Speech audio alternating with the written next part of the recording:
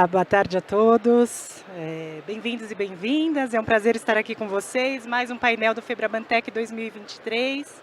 A gente começa num painel em que falar de segurança cibernética é pensar um pouco na questão da construção da confiança, uma construção que é lenta, mas que vai muito rápido. Até brincaram comigo aqui com um ditado popular, que a confiança vem a pé, mas foge a cavalo, vai embora a cavalo.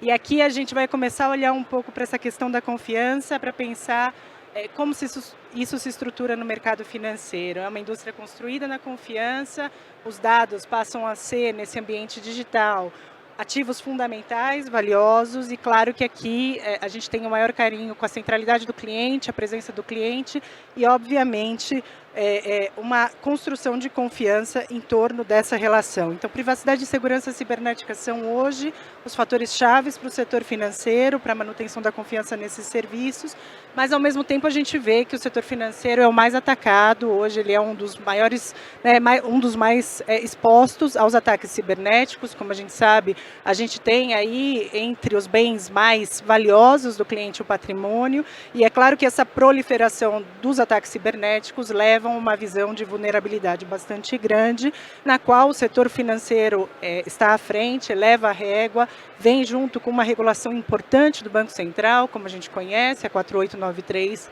e a 155, duas resoluções fundamentais na estrutura da política cibernética no sistema financeiro, acompanhados de uma estratégia importante de segurança cibernética no país. Então, nesse painel, eu gostaria de abordar aqui, junto com vocês e todos os panelistas que a gente convidou para esse debate, aspectos técnicos e jurídicos necessários para enfrentar os desafios da privacidade e da segurança digital. Eu convido ao palco para essa conversa a Alessandra Monteiro Martins, vice-presidente do Instituto Brasileiro de Segurança, Proteção e Privacidade de Dados. Maria Tereza Tolu Brasil, gerente executiva de segurança cibernética do Bradesco. O Ricardo Nilsen, superintendente de segurança cibernética do Banco Safra. E a Yasodhara Córdova, pesquisadora-chefe de privacidade da Único.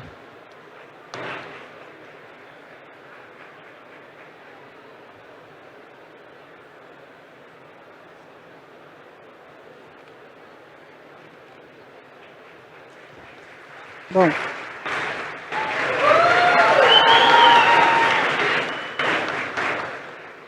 obrigada aqui por contar com vocês nessa tarde no Febrabantec. E eu queria começar aqui tratando de modo especial desse assunto que preocupa a todos, que é a questão da vulnerabilidade. A gente vem num momento em que são crescentes os números de golpes e fraudes, há um aumento da criminalidade cibernética, e eu queria tratar com vocês dos aspectos técnicos e jurídicos necessários aqui para enfrentar essas ameaças cibernéticas. A gente está tendo um pouco de interferência aqui, espero que isso não atrapalhe o nosso debate.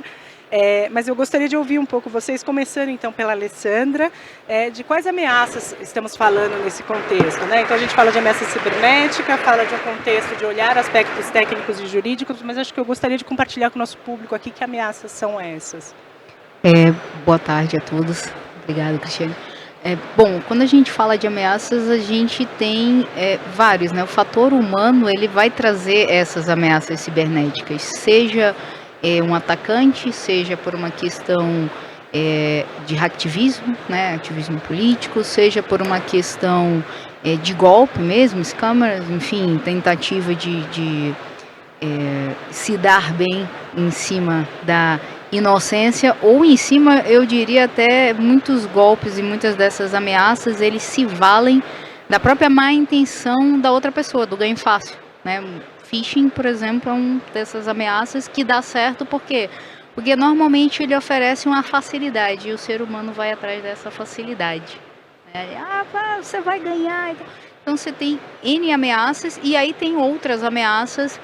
Por exemplo, você tem fatores que não estavam previstos, por exemplo, a guerra na Ucrânia, né? Começou muito antes ali com vários cyberataques, você começa a desestruturar serviços de infraestrutura crítica do governo, né? Então, o financeiro ele faz parte da infraestrutura crítica. Se você começa a atacar estatais, né, sites e serviços e-government estatais, e depois começa essa cadeia de infraestrutura crítica, você começa a gerar o caos. Então, você tem uma série de ameaças aí que, óbvio, sempre ali o fator humano é quem starta, né? Seja por um descontentamento, seja para tentar obter fama. Às vezes o cara quer atacar e diz assim, o grupo fulano de tal que atacou tal instituição, né? Ou seja, para obter algum ganho financeiro, alguma facilidade. E tem também a questão da falta de conscientização das pessoas, da responsabilidade delas com a segurança. Ele acha assim, mas eu tô no banco, mas eu não sou da área de segurança. Mas você tem uma chave da porta. Tem uma porta que é você que abre. Se você deixar essa porta aberta, você vai comprometer todo o resto da operação. Então, o humano, ele também é um fator de ameaça. Se ele não estiver bem conscientizado, for bem treinado, educado mesmo. Porque a ameaça ela não vem só de fora para dentro, ela também está de dentro para fora. Um funcionário insatisfeito que vaza credencial, que vaza ou que posta inadequadamente código-fonte de aplicação, enfim. Então você tem uma série de fatores aí de ameaças, além da questão da regulação, né? Que o fato de estar adequado às regulações também já coloca um impacto para a empresa, né? Poxa, será que eu cumpro todos esses requisitos? Será que eu tenho como me defender num incidente? Como comprovar que eu estou tratando os dados, respeitando as legislações de privacidade? Então, a legislação, ao mesmo tempo que ela te ajuda, ela também, em alguns casos, quando a empresa não está preparada, ela é um risco e uma ameaça ao mesmo tempo. Porque ele diz assim, vou parar a empresa para adequar? Não posso parar. Mas como é que eu adequo com o carro andando, né? Como é que eu troco a roda com o carro andando? Então, a legislação ajuda, mas em alguns casos ela também pode ser esse peso aí de ter que não parar e se adequar, né? Então, você tem essa série de ameaças internas e externas aí. Perfeito aqui. E aqui, falando um pouco de ameaça, a gente também pensa um pouco em riscos. Eu queria perguntar aqui para a Isodara, como esses riscos à privacidade, né? Você falou de adequação à legislação, se pensa um pouco em compliance. Então, como os riscos à privacidade associados a esse compartilhamento de dados e um aumento expressivo da busca de serviços digitais, ela se soma a essa visão, a esse cenário de ameaça cibernética? É muito interessante pensar no compartilhamento como um vetor para essas vulnerabilidades que a Alessandra comentou aqui agora. E eu gosto de olhar essas vulnerabilidades como uma oportunidade para a gente melhorar a tecnologia. Então, porque para consertar o comportamento humano demora muito mais do que a gente gostaria, né? Então, essa questão do compartilhamento, vamos dizer assim, informal, por exemplo, de documentos, que é uma questão no Brasil, né? Muita gente passa a foto da sua identidade para eu tirar o ingresso não sei onde, aí aquela foto vai para um servidor de uma empresa desconhecida, que ninguém sabe, enfim. Os nossos documentos hoje são essas bases de dados que estão passeando por aí em bancos de dados que a gente não conhece e que não estão, né, em conformidade com a lei, infelizmente. Eu gosto de pensar a lei, não só as regulações, mas específico a LGPD, porque a minha área de estudo é a privacidade, a engenharia da privacidade. E aí eu gosto de pensar a LGPD como uma espécie de base para todos os players, né, adotarem, e a partir daí pensar tecnologias de segurança, né? Foi assim que nasceram os protocolos que a gente gosta de falar por aí, né? O TLS, enfim, todos esses protocolos que garantem que a informação não seja vamos dizer assim, que ninguém mexa com a informação. Então, como a gente pode tornar esses sistemas mais seguros, transformar o usuário, ao invés de um vetor de ameaça, trazer o ser humano para o nosso lado, né? Um pouco do conceito de usable security, né? O segurança usável, diria assim. Trazer o usuário para o nosso lado como parte da sua infraestrutura de defesa. Porque quando a gente está falando de privacidade, a gente está sempre falando de cibersegurança aplicada a dados pessoais, né? Então, é essencial que a gente proteja, isole, separe, catalogue e mantenha um estrito controle do compartilhamento com as ferramentas adequadas. Né? A gente está aí, o Open Banking é sucesso, porque tem uma série de APIs que seguem normas de segurança e protocolos que a gente já conhece. Então, eu aposto muito na tecnologia, porque o ser humano sempre vai ser falho, e a tecnologia, ela existe para a gente construir em cima e se proteger através dela. Então, essa é um pouco a minha visão. Perfeito, Isudara. E aqui eu queria ouvir um pouco a Maria Tereza, falando um pouco para a gente aqui da regulação do Conselho Monetário Nacional, do Banco Central. A gente mencionou aqui a 4893, a 155. A gente tem isso como um guia um pouco, que padroniza, né, condutas do mercado em relação à segurança cibernética. Como essa regulação que é posta, ela tem ajudado a defender internamente também um modelo de segurança cibernética centrada no usuário? De que forma ela nos ajuda a essa proteção com a estrutura que ela tem, com o seu conteúdo? Muito bem, eu acho que tudo tem os dois lados, né, da moeda. Mas a regulação brasileira, ela tem nos ajudado muito no que tange a gente ter um patamar, né, dentro do ecossistema, principalmente financeiro, né? Então, ela deixa claro o que se espera, né, o mínimo que você precisa atender para você poder enfrentar aí tudo que está sendo falado aqui, desse futuro aí de ataques cibernéticos e tudo mais. Nós temos a 4893, né, que é do Bacen, ela trata muito de cyber resilience, né? Porém, ela nunca deixa de falar na questão de proteção de dados, né? Do ciclo de vida, de um dado, né, de fim a fim. Assim como também a gente teve a questão de todas as publicações da NPD e várias outras, né? A gente teve SUSEP aí para seguradoras com atualizações, a Anbima, né? Tivemos também a Anatel, que também se posicionou aí em relação a regulações, todas pensando muito nesse ecossistema, porque hoje as empresas estão muito interligadas e a questão é que isso, no final da conta, você tem que fazer um critério para deixar isso de acordo com o tamanho da sua empresa, né? Talvez você não possa atender tudo, mas as nossas regulações nos ajudam nesse sentido. Se você definir, deixar claro qual é o critério do tamanho, do que você vai proteger e tudo bem definido, isso não tem problema, né? E aí no final do dia, isso acaba ajudando nesses pilares, né? Como que você defende um projeto, né? Então, o pilar de risco, pilar de inovação, pilar financeiro e também o viés mandatório, né, que vem do regulador. A segurança é uma disciplina que se aplica a todos esses viés, né? Então, como que eu faço para viabilizar o negócio de forma segura, né? Aí, como que eu cuido da jornada do meu cliente, né? Ou a jornada do meu parceiro, né? E até do meu fornecedor também, né? Que é muito a 4893 trata. Como que quais são os riscos que eu tenho, né? Sempre com foco nos três, não tem como, né? Disponibilidade, confidencialidade e integridade, né? Então, essa é a base do tripé de riscos. E inovação, né? É óbvio que a gente tem que estar de olho na inovação, né? Para poder, inclusive, sobreviver como empresa. E a inovação, ela também tem esse viés de segurança, né?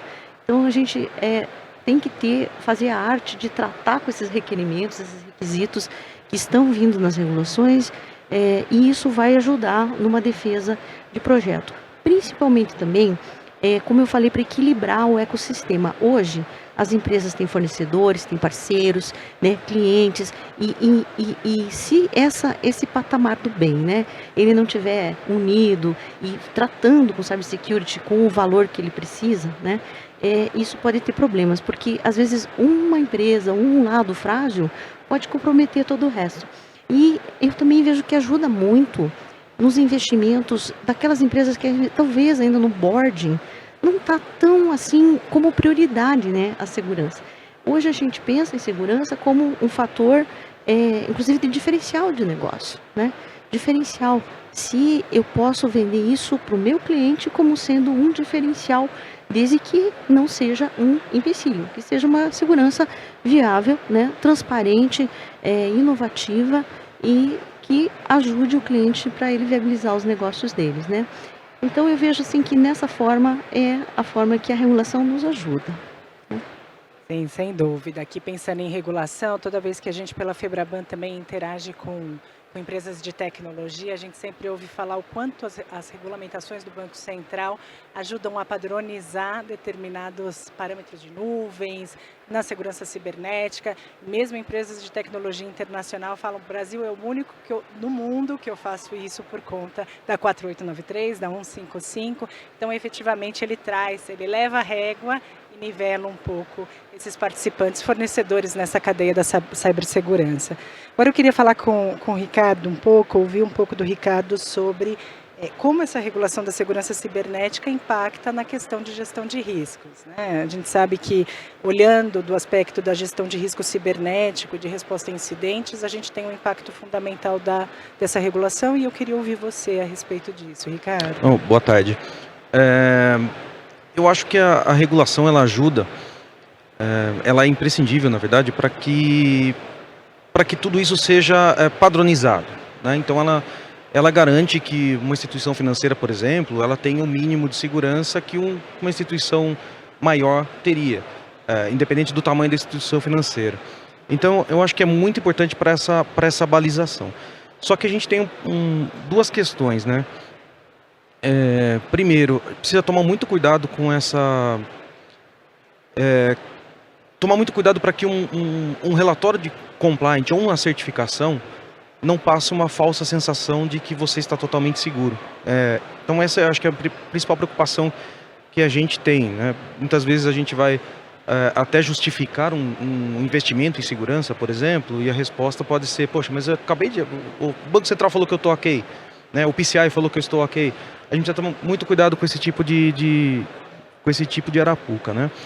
E também tem uma segunda questão, que é a 4893, ela é bem high level, então ela é bem legal porque ela não exige, ela não desce muito no bit byte, então ela tá lá para garantir que as instituições tenham uma estrutura robusta de segurança, que tenham o mínimo de um programa de gestão de vulnerabilidades, de gestão de identidades, de monitoração, de resposta a incidente, mas ela não desce muito no bit byte.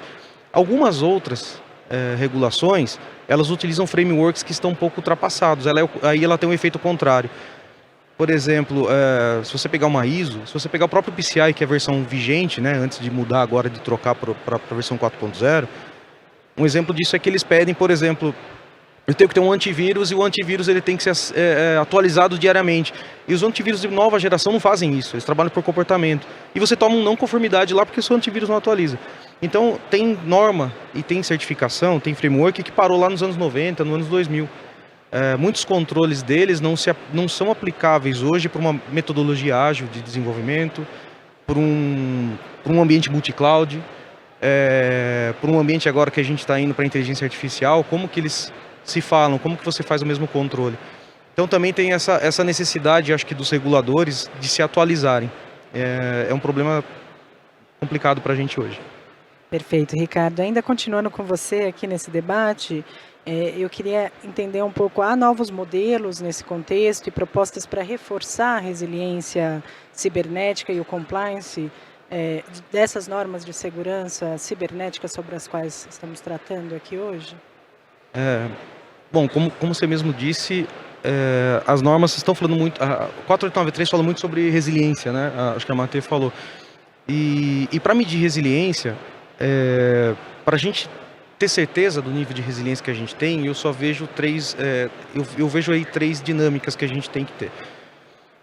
Primeiro, as ferramentas hoje, os investimentos nossos não podem ser como eram feitos antigamente, onde um CISO, por exemplo, comprava uma ferramenta e depois pedia para alguém testar essa ferramenta para saber se você estava seguro. Não, agora a gente tem que primeiro ter ferramentas que tenham capacidade de se adequar ao seu ambiente, de fazer detecção baseada em comportamento e não mais em vacina. Não dá mais para esperar fabricante desenvolver vacina para você estar protegido.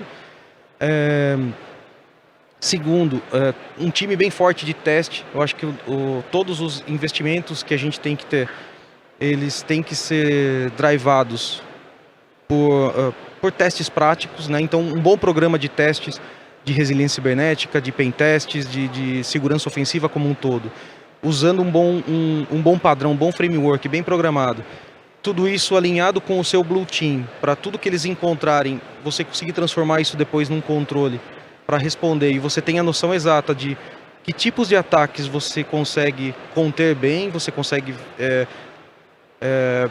rastrear bem e você consegue responder bem. Com tudo isso, com esse tipo de programa, você consegue ser mais específico e mais justo na hora de pedir um orçamento, na hora de pedir um investimento numa ferramenta, por exemplo, ou numa consultoria para te ajudar.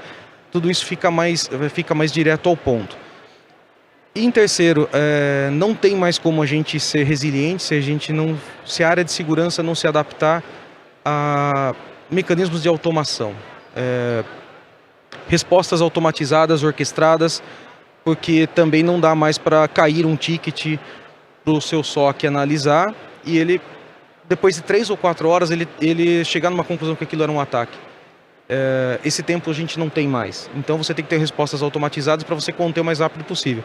Existe um risco? Falso positivo? Sempre existe, mas o risco de ser um positivo é muito maior.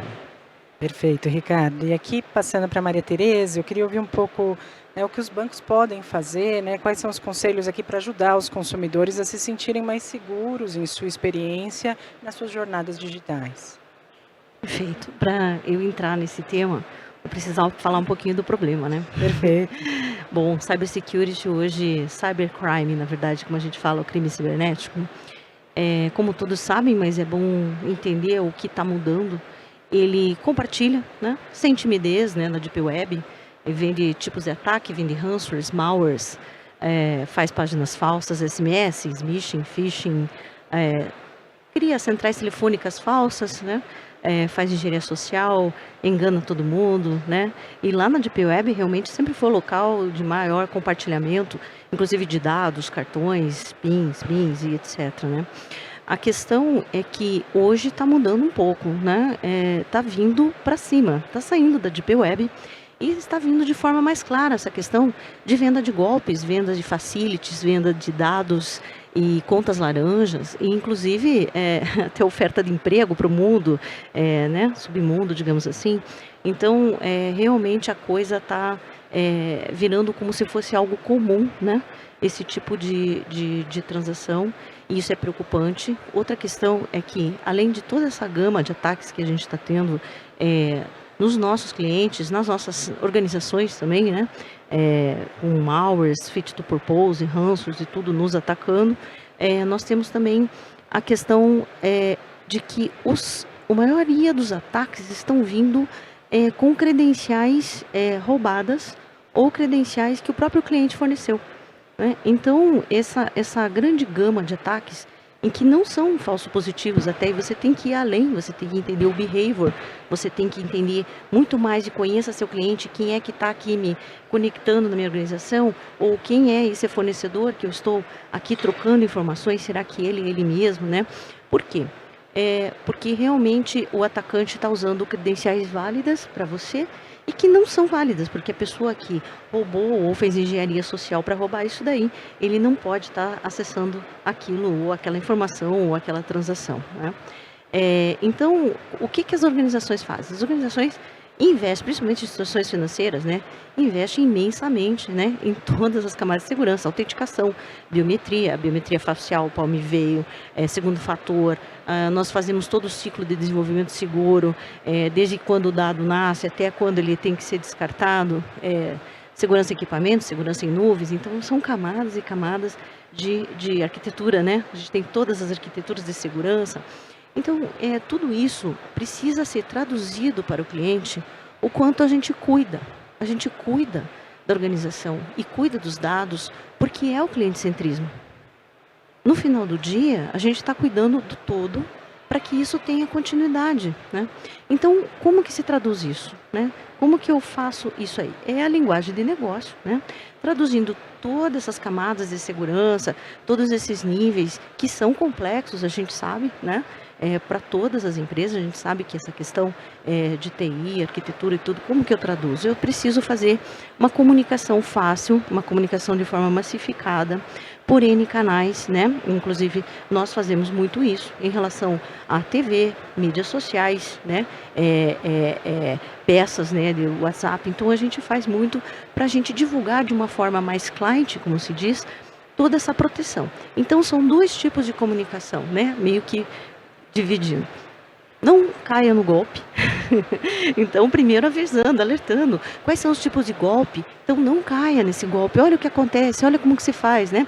E o segundo é quais são os facilities para você configurar a sua proteção, né?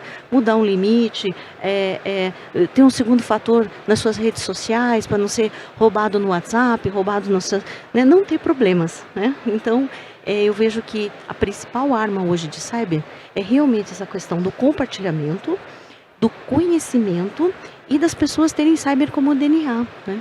Não só as empresas que estão investindo bastante nisso, como também esse compartilhamento com outras empresas, outros governos e tudo mais, e os clientes. Perfeito, obrigada, Maria Tereza. Muito esclarecedor, realmente, essa conduta, né? A conduta segura do cliente que compreende o que deve fazer e como reagir ou como ler as situações. Isso é fundamental. Agora, pergunto para Yasodhara, os consumidores eles estão mais conscientes do que nunca sobre esse compartilhamento, pelo menos é o que parece, né? Assim, cada vez mais a gente tem um compartilhamento maciço de dados. Na sua impressão, eles estão conscientes, até, né, pensando aqui, o primeiro episódio aí da nova temporada do Black Mirror, a gente vê, né, todo mundo, o alerta, né? Todo mundo aceita os termos e condições sem lei e ela se dá conta que na verdade, né, ela autorizou coisas que ela jamais imaginaria. Então, será que tem essa consciência do consumidor em relação ao compartilhamento dos seus dados, ao que compartilha, como compartilha, há um cuidado desse consumidor nesse contexto? Eu acredito que existe essa consciência. A gente tem pesquisas, temos feito pesquisas na Único com parceiros que são essenciais, como a FGV e o Instituto Locomotiva, e a gente ouve muito os nossos consumidores finais, né, o B2C, que sempre trazem à superfície essa consciência de que muitas vezes você dá um dado e você vai acabar num banco de dados que não está muito bem seguro. Então existe essa desconfiança que eu enxergo como uma oportunidade para suprir essa demanda pela proteção dos dados. Muitas vezes a gente ouve palavras que mostram que a gente tem uma grande oportunidade para preencher esse gap na confiança, né? O usuário, a gente está partindo de um ponto onde qualquer coisa é ganho, né? Porque eles estão com uma confiança muito baixa, né? Não só no Brasil, isso é mundial, as pessoas estão com uma confiança na tecnologia, que é um pouco, que vem desse histórico, né? Da falta de privacidade. A gente tem casos aí na história da internet que mostram isso. Então, os usuários estão um pouco desconfiados. Isso, para nós, é uma oportunidade, né? Uma oportunidade de preencher esse gap com tecnologias seguras.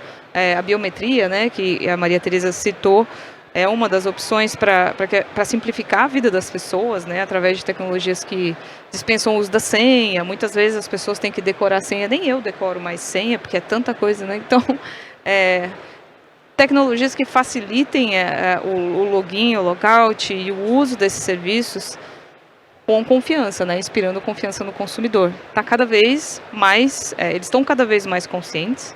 A gente tem sido tem tido sucesso na comunicação que a gente faz com os clientes. Então, um pouco também é parte disso, da gente falar, olha, acontece isso se você compartilhar seu documento, não caia nesse golpe, se você fizer isso é golpe. Então, eles estão aprendendo.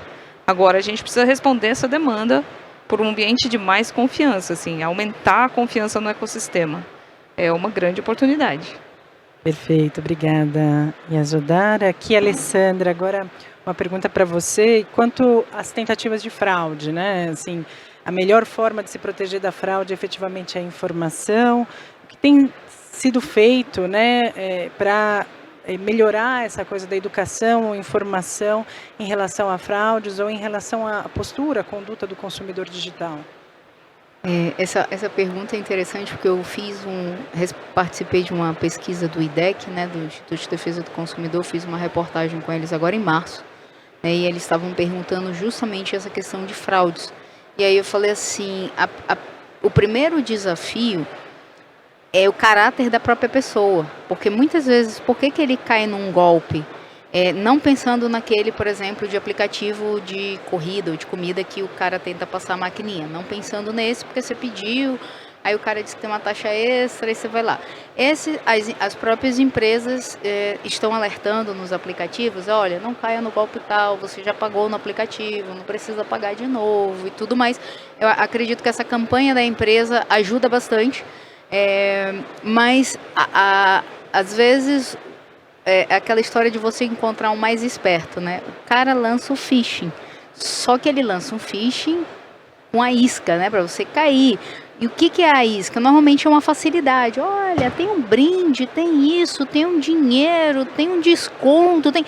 Fia, assim, não tem almoço grátis. Bota isso na sua cabeça. Quando você botar isso na sua cabeça, qualquer coisa que você receber, você vai dizer assim, a esmola é demais, o santo desconfia. Então, o primeiro passo para as pessoas se conscientizarem é o próprio caráter delas. Espera aí, isso aqui tá parecendo bom demais, esse negócio aqui.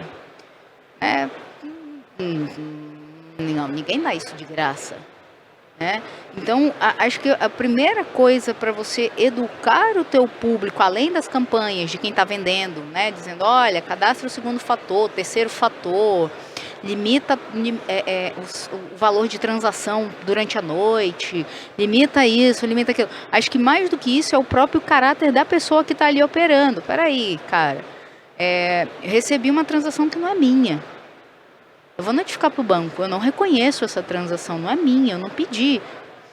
Porque eu já presenciei, né, pessoas que já tiveram conta celular roubado e usaram a conta da pessoa para transferir dinheiro que não era dela, enfim, e acabou resultando em dor de cabeça. Ao mesmo tempo, também, a gente estava comentando ainda agora, qual é o desafio da fraude? Deepfake, inteligência artificial. Eu tive uma colega que recentemente me procurou desesperada porque hackearam o Instagram dela e fizeram uma deepfake dela. Um vídeo com a voz dela, com a imagem dela, falando o golpe lá do Pix, pedindo o Pix, dizendo que ia multiplicar o dinheiro, lá. O problema todo é que estava na conta do Instagram dela, com a voz dela e a imagem dela no vídeo falando. Então, imagina o desafio que vai ser fraude e as camadas de segurança daqui para frente com IA e com a facilidade de quem está ali à espreita, né, de uma oportunidade de explorar o besta ali para tirar alguma coisa, tirar uma vantagem. Porque hoje, com a questão do avanço da inteligência artificial, você deu fácil acesso a esses recursos para deepfake. Então você imagina que os golpes eles não vão ficar mais fáceis, eles vão ficar mais sofisticados. Então, se por um lado eu tenho que conscientizar meus clientes, meus funcionários, por meio de aplicativo de vídeo, de política, disso, daquilo, por outro lado eu tenho que melhorar muito a minha jornada de detecção de fraude, de prevenção de fraude, porque a tecnologia avançou de um lado para proteger, mas ela também está avançando de um outro lado que está facilitando novos golpes. A deepfake é um que a gente está vendo a quebra de autenticação de biometria em deepfake. Sucessivamente, tá? Não dá para citar os nomes, vocês vão ver na mídia aí um monte. E banco. Inclusive, um hobby meu, eu sou perita e caiu uma perícia para mim que eu olhei e falei, banco não pode alegar isso, porque essa fraude aqui é possível, e é possível, e o que o banco estava justificando era uma certificação, PCI DSS. Eu falei, não, esse cara tá zoando com a minha cara, ele tá dizendo que o PCI DSS garante não ter fraude. Não dá. Então, entra no que o... Desculpa, eu esqueci o nome dele. Ricardo estava falando. Tipo, o framework ficou lá atrás, mas como o banco investiu uma grana para tirar o framework, ele diz assim, olha, não, veja bem, isso aqui não acontece no banco porque eu tenho a certificação fulano de tal. Só que a certificação fulano de tal já não está aderente com os novos golpes. Já não está aderente com, né, os novos ataques, as novas ameaças. Então ela já não vale mais. Então você tem que repensar quem é teu cliente, a jornada dele para melhorar a segurança. Porque a tecnologia, por um lado, evolui para o bem, mas por outro, você não pode garantir quem vai fazer o bom uso ou não. Perfeito, Alessandra. Obrigada. Aqui eu ouvi um pouco de todos vocês agora, na opinião de vocês, à luz de tudo isso que a gente falou até o momento, de quem, no fim, é a responsabilidade pelo incidente de segurança, né? A gente falou um pouco da conduta do usuário, a gente falou um pouco dessa, às vezes, desse conforto do banco com uma certificação ultrapassada, a gente olha para o banco correndo atrás dos fatos com uma tecnologia que evolui, né? O deepfake ele vem muito mais rápido do que o nosso sistema evolui. O Ricardo tinha falado um pouco aqui dos investimentos no banco para a questão de segurança cibernética. Então, ouvi um pouco de vocês de quem é a responsabilidade pelos incidentes, por que, como avaliar bem essa responsabilidade e como lidar com esses incidentes, quais os conselhos para boa governança. Aqui, pergunta de 1 milhão, né? Assim, como tratar desse assunto, olhando todas essas questões que a gente discutiu até o momento. Vou começar com a Maria Tereza aqui, depois eu passo para o Ricardo, e a Zudara e a Alessandra aqui para falar um pouquinho das suas opiniões. Bom, incidente, temos muitas categorias, né? Então, incidente de disponibilidade, incidente de vazamento de dados, etc. Mas eu queria dar um passo atrás, porque incidente é um dos itens da cadeia, né, de quando falha a proteção, né? Então, o incidente ele ocorre porque a proteção falhou, porque algum elo da cadeia deu problema. Essa é a verdade. Tenha culpa ou não, seja algo inovativo ou não, que ninguém viu, ok, aconteceu, né? Então, quando a gente fala de incidente, qual coisa que vem? Resiliência, né? Então, muito importante ter treinamento para atender incidente, fazer teste de incidente, ter os books, os runbooks, tudo que a gente faz, a gente testa, né? Então, isso é importante por causa da resiliência. Aconteceu o incidente, o que importa é se recuperar rápido, é isso que importa. Mas antes de falar de quem é o culpado, né, que é uma excelente pergunta, a gente tem que pensar muito assim na proteção, né? Então o incidente ocorreu porque a proteção falhou. A proteção, dependendo do grau de responsabilidade, está todo mundo envolvido. Essa que é a questão, né? Então, quando você fala, ok, um grande banco, né? Pô, ele é um S1, ele tem realmente que investir, né? Tem todas, faz parte do jogo, né? Então a gente investe e tudo mais, etc. Tem todos os fatores aí de proteção por causa do seu grau de responsabilidade com os dados dos clientes, com a disponibilidade, com os serviços que ele presta, não pode parar, né? Então, é algo realmente que faz parte do jogo, do funcionamento. Em relação às pessoas, que hoje está se tornando o elo fraco, né? Então eu vejo muito uma questão de postura, que até você estava falando aqui. Eu acho excelente isso aí, porque a postura precisa mudar. E eu vejo que, eu digo que precisa mudar porque a gente tem que ser realmente mais alerta com tudo que está acontecendo aí. Então, a dor de dono, né? Eu, como pessoa física, preciso também cuidar dos meus dados, né? Não posso fornecer, lá na farmácia, todos os meus dados, né? Então, precisa tomar esse cuidado. Eu não sei qual é a segurança lá da farmácia, né? Então, sem querer falar mal da farmácia, mas estou falando qualquer outro. Você precisa ter esse cuidado com os seus dados. Então, e aí vem a responsabilidade, né, disso, o que você está fazendo com os seus dados, como você também, quando vê alguma coisa que não é sua, é de outro, alguma falha, a questão do reporte imediato. Então, realmente isso é uma questão de todo mundo se unir, encontrou algum problema, reporta. Não deixa aquilo passar, né? Você está vendo que não é o seu dado, é um dado de outra pessoa, mas assim, ajuda. E é isso que eu acho que é a mudança do mindset, da postura, e que vai nos ajudar muito com essa questão toda de incidentes, né? Não vejo que é só proteção, nem culpados, mas é uma evolução do tema, principalmente em relação à postura. Obrigada, Maria Tereza. Ricardo? Bom, vamos lá. Quando a gente fala de responsabilidade, a minha maior preocupação aí acho que a Matê falou bem sobre a parte de com relação à instituição e o cliente. Mas a maior preocupação não é a instituição e o cliente, é a instituição e a sua cadeia de fornecimento. Não dá para imaginar hoje uma empresa que não compartilha informações de seus clientes com outras empresas, seja para tratar os dados, seja para terceirizar algo que você não é bom. O banco, ele sabe ser banco, ele não sabe ser... ele precisa muitas vezes de um escritório jurídico, por exemplo. Ele precisa mandar dados para o escritório jurídico. Ele precisa expandir seus negócios, ele contrata um correspondente bancário, ele contrata um agente autônomo. E a responsabilidade você não consegue terceirizar, você terceiriza o trabalho, mas você não consegue terceirizar a responsabilidade. Se acontecer algum problema, a responsabilidade é do banco. E aí a 4893, ela um dos itens mais difíceis, e talvez o mais difícil da 4893, é que ela diz que a instituição ela tem que ter uma responsabilidade sobre isso, ela tem que ter um nível de avaliação de segurança do parceiro que você está contratando. Essa é a parte mais difícil, porque você não consegue, por exemplo, qual régua eu uso para garantir que um escritório ele é seguro. Não dá para exigir dele o mesmo nível de segurança que uma instituição financeira tem. Então, qual que é a régua que eu uso? A régua que eu uso é a mesma que o banco B usa, que o banco C usa. Eles estão usando o mesmo fornecedor, o mesmo parceiro. E ultimamente, os grandes vazamentos de informação que a gente vê, normalmente são nesses caras, são nesses parceiros. Até um tempo atrás saiu lá, começa a sair a notícia, né, na imprensa, ó, vazou informação do banco A. De repente, ó, não é só do banco A, é do B. Não, é do B, e do C e do D. Quando vai ver, realmente é um correspondente bancário ou alguém que trabalha para todos os bancos e sofreu um ataque e aconteceu alguma negligência e ocorreu esse vazamento. E quem que você responsabiliza? Todos os bancos? Não sei. Essa talvez seja a maior dificuldade e maior desafio que a gente tem hoje no banco.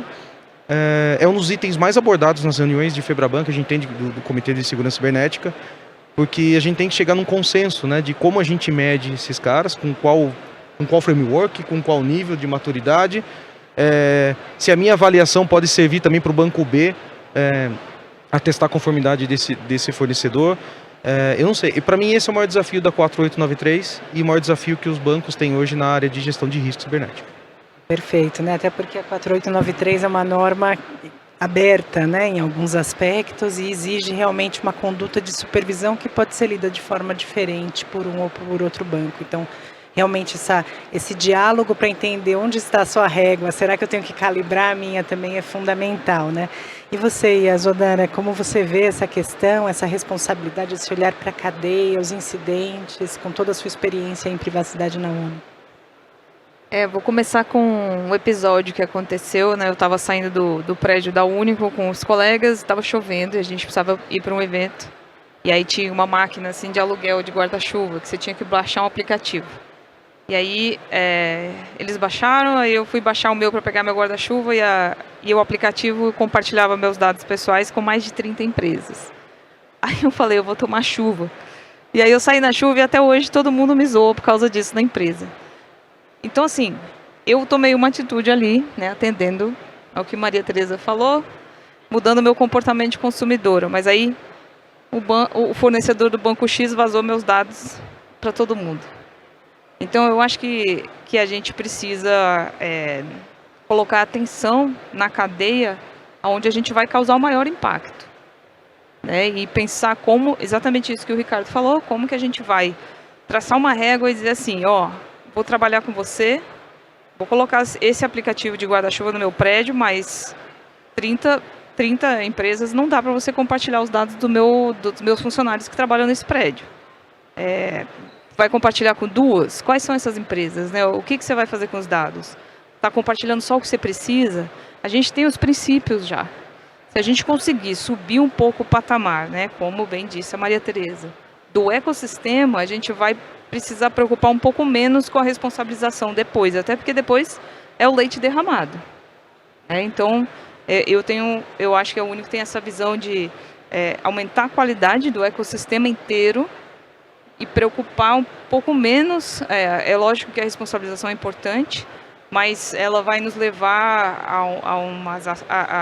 até uma demora na ação, né? E como o olhar aqui é de vamos agir para evitar que isso aconteça de novo, a gente busca sempre elevar o patamar do ecossistema em si e trazer para perto cada vez mais os parceiros que estão também com uma régua bem alta para a gente não comprometer os nossos usuários, né? Quanto maior o ecossistema tiver em termos de salvaguardas, melhor para os nossos usuários no fim, né, e clientes. Não, é fundamental essa visão de salvaguarda, até porque se eu sou responsável por tudo, talvez eu me sinta responsável por nada, né? Eu sempre brinco que há um moral hazard, assim, que quando me impõe uma responsabilidade tal que é tão extrema, começa a ser confortável assumir essa responsabilidade com padrões de salvaguarda e de condutas muito baixos. Eu queria ouvir um pouco da Alessandra também a respeito desse tema. Essa parte é interessante, né? Quando você fala da cadeia de suprimentos, né? Do teu supply chain aí. Normalmente acontece isso, como a Maria Tereza estava falando, você tem que olhar para o teu ecossistema e elevar. Mas como é que eu elevo a régua? Aí entra a questão da regulação. Cara, se a circular, né? Se a última regulação do Bacen da Fazenda Saber Resiliência não deixou claro como é que é a régua, o que eu vou olhar? Eu vou olhar para as leis complementares. Cara, eu tenho a LGPD. O que a LGPD me diz do controlador e do operador? Que o controlador é o responsável, ponto. Então, com quem é que o cliente tem a relação? É com o banco. Não é com a empresa XPTO que faz a validação da digital, com a outra empresa que faz o e-mail marketing, com a outra empresa que faz a cobrança. Não, é com o banco. Então, de cara, ele tem a maior responsabilidade. Como é que ele faz isso, né? Como é que ele olha para o ecossistema dele? Aí entra mais uma questão de governança de dados, de usabilidade da segurança da informação, de usable security, usable privacy, que é uma coisa que eu venho falando desde 2019. Né? Eu tenho que tornar acessível, a questão do usable, usável, acessível, a segurança e a privacidade. E aí, como é que eu torno isso acessível para avaliar a minha cadeia? Eu tenho que ter embarcado, em primeiro lugar, os princípios de Data Protection by Design by Default, que chamam Privacy by Design, que chamam Security by Design. E aí, como é que eu faço isso? Cara, a primeira coisa, quando eu lanço qualquer produto, serviço ou processo, as configurações mais altas de segurança e privacidade, por padrão, têm que estar ativadas. Isso significa que eu vou avaliar a minha cadeia conforme a criticidade dos dados que eu estou compartilhando com eles, e aí é onde a legislação me ajuda, porque eu tenho que saber que dados. Eu estou tratando dado pessoal, eu estou tratando dado pessoal sensível. Opa, eu tenho uma criticidade maior nesse dado com esse fornecedor. Então, a régua dele não pode ser igual do cara que eu só mando nome e e-mail, porque ele tem dado sensível. Então, olhar para a legislação dessa forma já me ajuda a dar uma régua aqui e começar a triar os meus fornecedores e estabelecer patamares para eles, para eu poder ter um conforto maior aqui, um pouco mais de segurança, de menos risco com essa cadeia, e ao mesmo tempo, do outro lado aqui, entregar uma coisa, uma segurança melhor, um produto melhor, mais seguro para o cliente. Assim, esse seria meu conselho aqui. Ótimo. Aqui, pode falar, vamos lá. Eu esqueci uma partezinha, eu sou muito falante, então desculpem. Eu ia dizer o seguinte, assim como os frameworks e as certificações ficaram velhos, tecnologia também fica velha. Então, assim, eu acho muito importante o setor fazer e formar parcerias em busca de inovação, né? A gente tem muita coisa acontecendo na área de confidential computing, muita coisa acontecendo na área de Zero Trust Environment, tem muita coisa acontecendo em muitas áreas da segurança e da privacidade, buscando um ecossistema mais integrado. E isso a gente só vai alcançar formando parcerias, juntando times e falando, olha, vamos pensar aqui como que esse dado aqui, ele não vai ser nunca passado para ninguém, mas a informação vai chegar. Então, por exemplo, essa é uma pergunta importante da área de quem está fazendo esse tipo de pesquisa. Então, eu acho que também essa questão das parcerias para pensar soluções é muito importante. Não, perfeito. E esse gancho que você me deu aqui nos leva um pouco à pergunta final, né? As nossas considerações finais. Estamos chegando ao fim, infelizmente. Acho que a gente poderia ficar aqui um dia falando de segurança cibernética, mas pensar nessa parceria, pensar também na ideia de conscientização interna, de treinamento, desse olhar que se espalha da segurança cibernética, assim como a gente fala da consciência no tratamento de dados interno, né? Comprar a causa para si. Como a gente faz isso? Como eu construo um programa eficaz de conscientização e treinamento dos times, e o que vocês têm feito nesse sentido, nas instituições de vocês, o que vocês recomendam? E aí já abro também espaço para as considerações finais com essa última pergunta. Começo aqui passando a palavra para a Alessandra.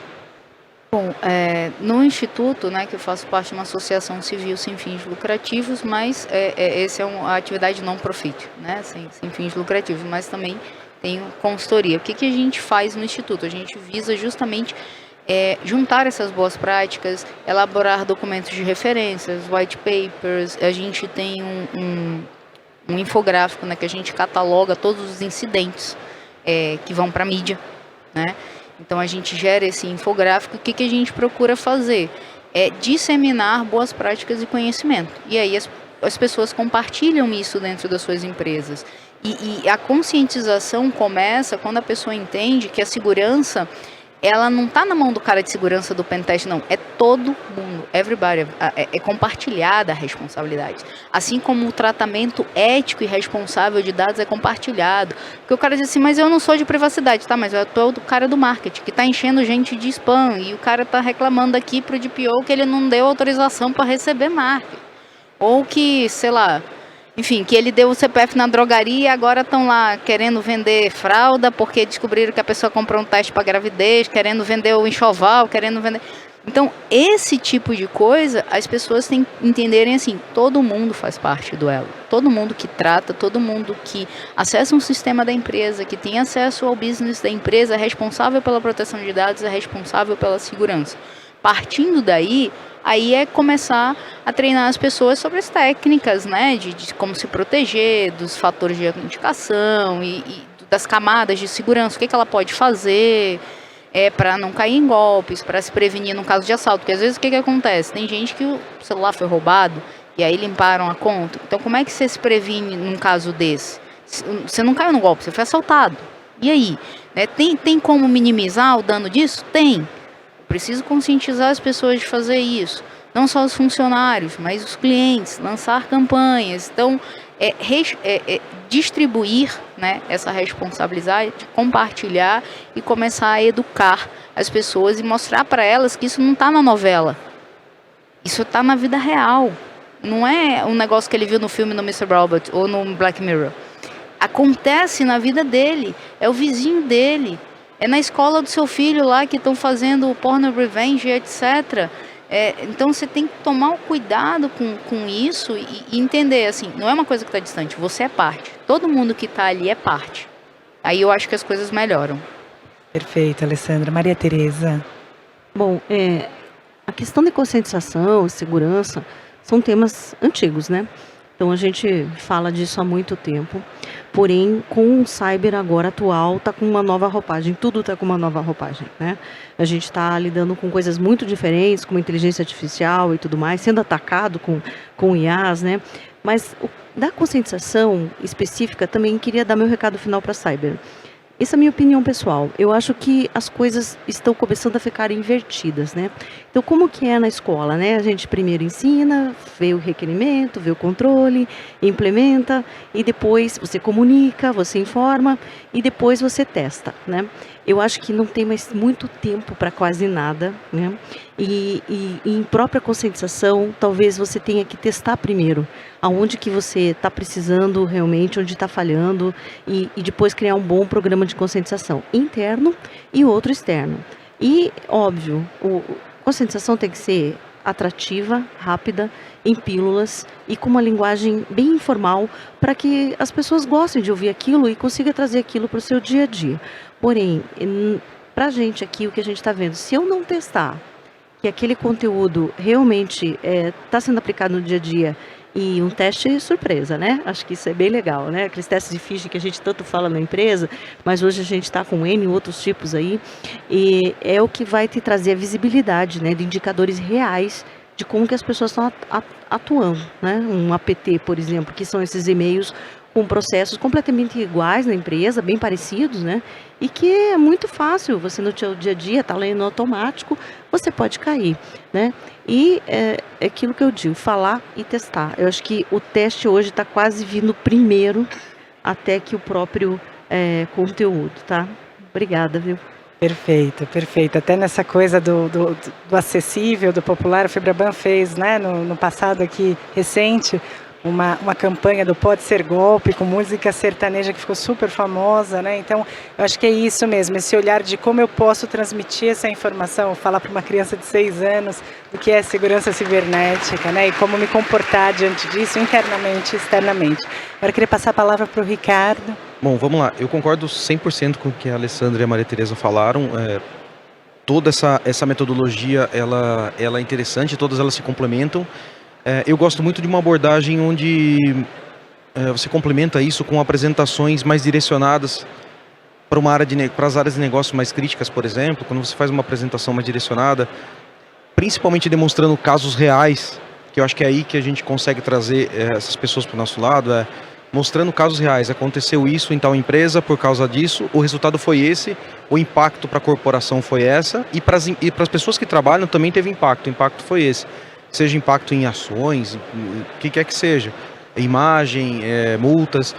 Então isso é bem legal. E também demonstrando, aí linkando muito com o que a Alessandra falou, dando também exemplos de problemas que as pessoas passam na vida delas, pessoais, né? Como ela comentou, se a pessoa não cuida da própria conta dela, da rede social, onde tem toda a vida dela, se ela não toma conta da senha do banco dela, ela não vai tomar conta da senha da empresa que ela trabalha.